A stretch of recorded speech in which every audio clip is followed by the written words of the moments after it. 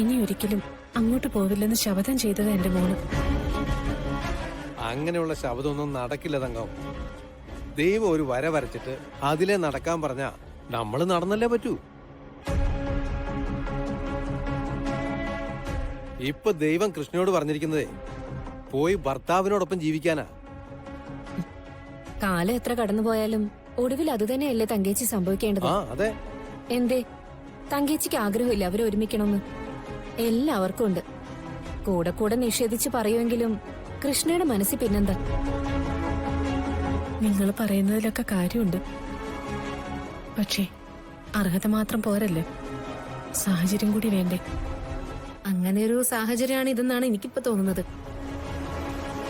കളരിക്കൽ കുടുംബക്കാര് ഗാഥയുമായിട്ടുള്ള നവീനിന്റെ ബന്ധം വേർപെടുത്തണമെന്ന് ഉറപ്പിച്ചിരിക്കുക.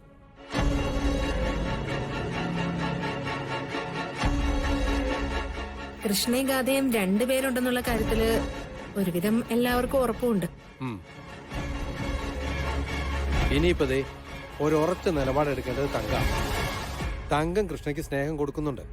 തങ്കം അവളെ സ്നേഹിക്കുന്ന പോലെ വേറൊരു അമ്മയും ചിലപ്പോ അവളെ സ്നേഹിക്കുന്നുണ്ടാവില്ല. പക്ഷേ സ്നേഹം മാത്രമല്ല, അവളുടെ അവകാശങ്ങളും കൂടി സംരക്ഷിച്ചു കൊടുക്കാൻ തങ്കത്തിന് പറ്റണം. അവൾക്ക് സംസാരിക്കാൻ പറ്റാത്ത സ്ഥലത്തെ അവൾക്ക് പകരം തങ്കേച്ചി തന്നെ സംസാരിക്കണം.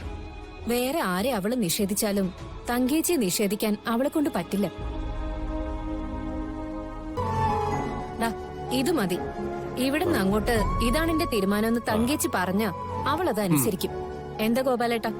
അതെ സുനന്ദേ. ഇതിങ്ങനെ കാലങ്ങളോളം തുടർന്നു പോയാ പോരല്ലോ. ഒരവസാനം വേണമെങ്കിൽ ആരെങ്കിലും ഒരാൾ മുന്നിട്ടിറങ്ങണം. അമ്മ ഇനിയിപ്പോ ഒന്നും ആലോചിക്കാനില്ല.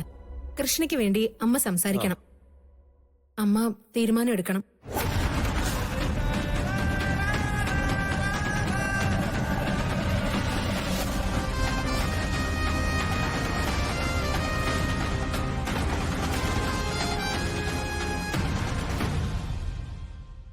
ഇനി തലകുനിച്ച് ഒന്നിൽ നിന്ന് മാറി നിൽക്കാൻ പറ്റില്ലേ?